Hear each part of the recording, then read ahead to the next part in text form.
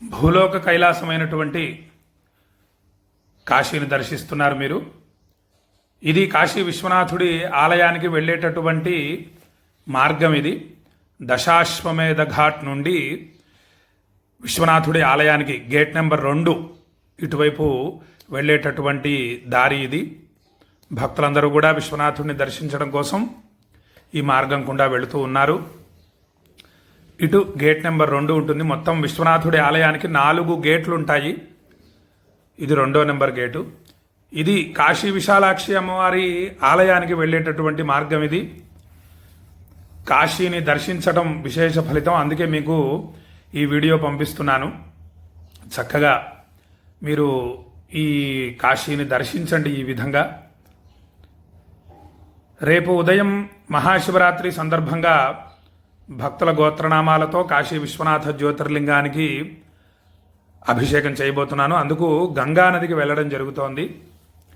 అదిగోండి, ఈ విధంగా కాశీలో చక్కని లస్సీ దొరుకుతుంది. గంగా స్నానం చేసి గంగాజలం తీసుకొని రావాలి.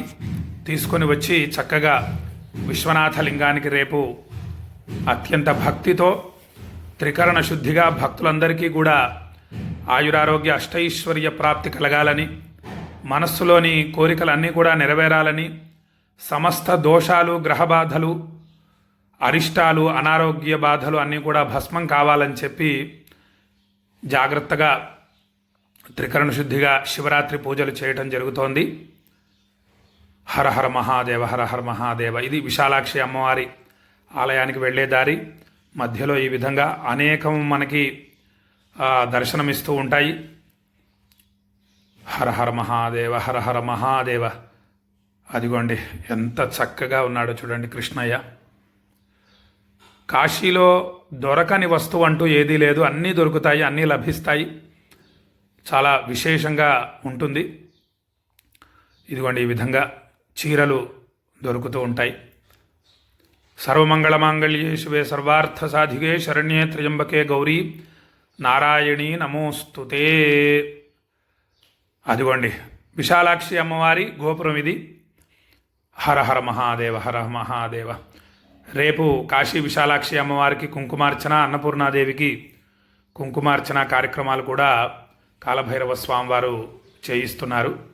అది అమ్మవారి ఆలయ ప్రవేశం. ఇది ప్రవేశ ద్వారాన్ని దర్శించిన అమ్మవారిని దర్శించిన ఫలితం లభిస్తుంది. అదిగోండి కాశీ విశాలాక్షి అమ్మవారు. సర్వమంగళమాంగళ్యే శివే సర్వార్థ సాధికే శరణ్యే త్ర్యంబకే గౌరీ నారాయణి నమోస్తుతే. ఇది గంగానదీ తీరం. మహాశివరాత్రి సందర్భంగా భక్తుల రద్దీ ఎక్కువగా ఉంది. అదిగోండి గంగానదిని దర్శిస్తేనే విశేష ఫలితం లభిస్తుంది. హే అంబత్వ దర్శనాన్ముక్తి అంటారు మన గురువుగారు ఆదిశంకరాచార్య స్వామివారు. హే అంబత్వ దర్శనాన్ముక్తి నజానే స్నానజం ఫలం. ఇక గంగా స్నానం చేయటం వల్ల వస్తే ఫలితం ఏమిటో నేను కూడా వివరించలేను అన్నారు. హే అంబత్వ దర్శనాన్ముక్తి నజానే స్నానజం ఫలం భైరవాయ నమస్తుభ్యం. భైరవుడికి, కాలభైరవుడికి నమస్కరిస్తే చాలు కాశీవాస ఫలం లభేత్ అని అంటారు మన గురుగారు ఆదిశంకరాచార్య స్వామివారు. అదిగోటి అటువంటి మహాతల్లిని మీరు దర్శిస్తున్నారు. ఈ విధంగా చక్కగా ప్రవహిస్తోంది, ఉత్తరవాహినిగా ప్రవహిస్తోంది గంగమ్మ తల్లి. ప్రశాంతంగా ప్రవహిస్తోంది. చాలా తేటగా ఉన్నాయి.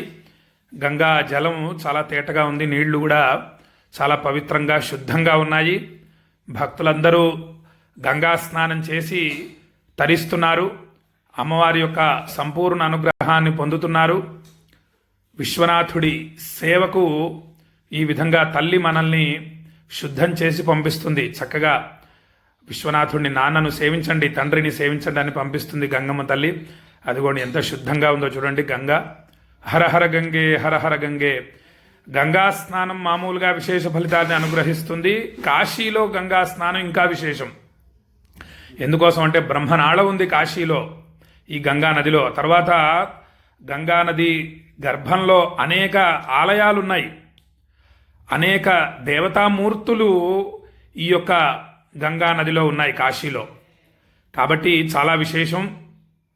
ఆ తర్వాత ఆ విశ్వనాథ లింగానికి అభిషేకం చేసిన తర్వాత ఆ జలాన్ని మరియు ఆ బిల్వ దళాలను ఈ గంగా నదిలో సమర్పిస్తారు. అందువల్ల ఈ గంగా స్నానం విశేష ఫలితాలని అనుగ్రహిస్తుంది మనకి.